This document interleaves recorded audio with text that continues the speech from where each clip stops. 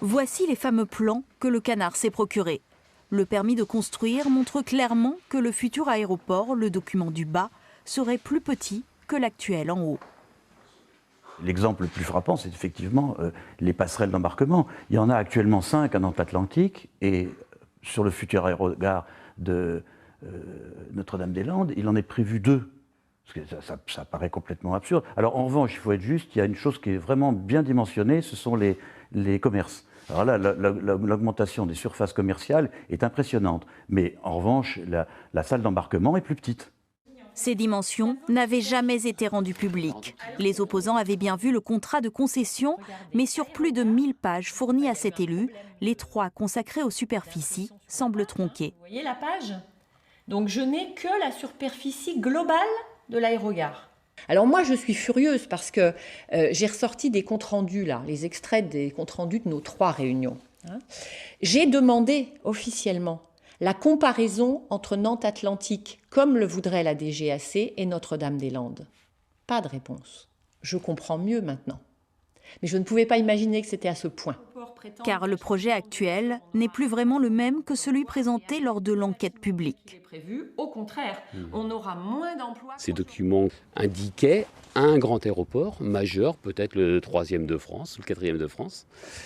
Et il s'avère que depuis, pourquoi, il y a un nouveau projet, calqué sur le premier, mais qui a considérablement fondu, il a maigri. La préfecture, tout comme le maître d'œuvre, ont refusé les entretiens filmés, mais nous expliquent que le nouvel aéroport sera mieux agencé, plus numérique et donc moins gourmand en espace. Surtout, l'aéroport Grand Ouest serait extensible. Dans son communiqué, le syndicat aéroportuaire nous explique qu'un grand aéroport est bien envisagé, mais pas avant 2030, au bas mot. Nous explique. Voici les fameux plans que le Canard s'est procurés. Le permis de construire montre clairement que le futur aéroport, le document du bas, serait plus petit que l'actuel en haut. L'exemple le plus frappant, c'est effectivement les passerelles d'embarquement. Il y en a actuellement 5 à Nantes-Atlantique et sur le futur aérogare de Notre-Dame-des-Landes, il en est prévu 2. Parce que ça paraît complètement absurde. Alors en revanche, il faut être juste, il y a une chose qui est vraiment bien dimensionnée, ce sont les commerces. Alors là, l'augmentation des surfaces commerciales est impressionnante. Mais en revanche, la salle d'embarquement est plus petite.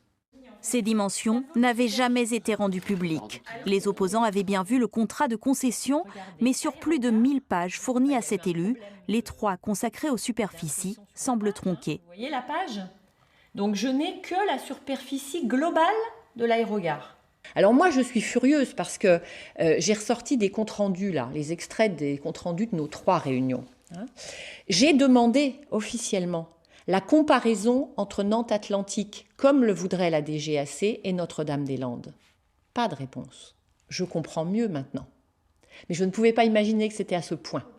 Car le projet actuel n'est plus vraiment le même que celui présenté lors de l'enquête publique. Au contraire, on aura moins d'emplois. Ces documents indiquaient un grand aéroport majeur, peut-être le 3e de France, le 4e de France.